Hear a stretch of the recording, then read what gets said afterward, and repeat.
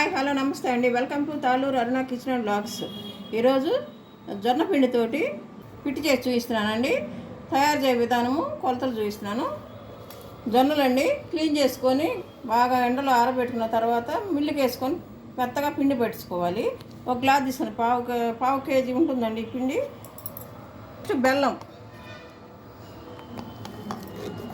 తురిమిన బెల్లం మిక్సీలో వేసుకొని మెత్తగా పట్టించుకోవాలి. ఒక గ్లాస్ పిండి ఒక బౌల్లో వేసుకోవాలండి.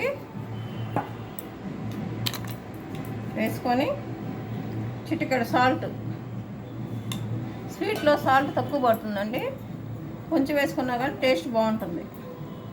నెక్స్ట్ బెల్లం మెత్తగా మిక్సీ వేసుకున్నాను, ఆ బెల్లం కూడా వేసుకున్నాను. ఇది చాలా బలవర్ధకమైన ఆహారం అండి. ఈ పిండి అంతా మొత్తం బెల్లము సాల్ట్ అంతా కలిసిపోయే విధంగా కలుపుకోవాలి. ఉండలు లేకుండా మిక్సీ వేసాం కాబట్టి మ్యాక్సిమం ఉండలు ఉండవండి. మొత్తం కలుపుకోవాలి పిండికి కలిసే విధంగా. కొంచెం వాటర్ కలుపుకోవాలండి. పొడి పొడిగా రావాలంటే కొంచెం తక్కువ వాటర్ కలుపుకోవాలి. బెల్లం మిక్సీ వేసాను కదా, దాంట్లోనే వాటర్ పోసుకొని కొంచెం అండి ముద్ద మనకు కలిపితే ముద్ద వచ్చే వరకు కలుపుకోవాలి. పొడి పొడిగా ఉంటుంది, అప్పుడు బాగుంటుంది.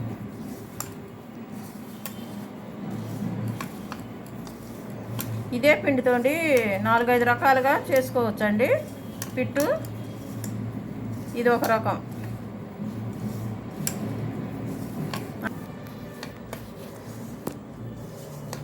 మొత్తం ఒకసారి ఇట్లా గట్టిగా పిసుక్కోవాలి. పిండి మనకి ముద్ద వచ్చేంత వరకు కలుపుకోవాలి.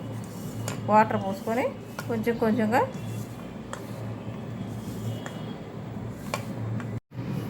ఆవిరి పొడి వేసి డిష్ తీసుకున్నాను, దాంట్లో ఒక పావు గ్లాసు వాటర్ పోయాలి, సరిపోతుంది.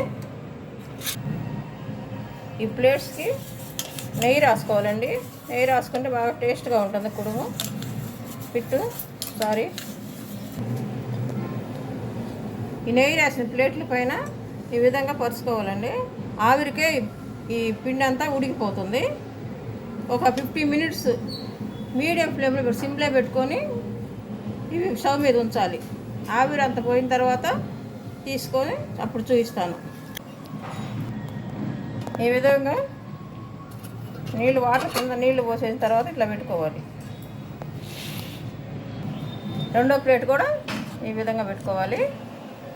పెట్టుకొని మూత పెట్టేసి స్టవ్ మీద పెడతానండి. ఒక 15 minutes స్టవ్ మీద సిమ్లో పెట్టి తీసుకొచ్చి మళ్ళీ చూపిస్తాను.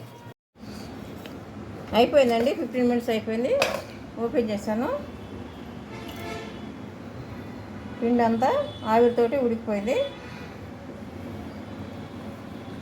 తీసేసి ప్లేట్లో వేసుకోవాలి.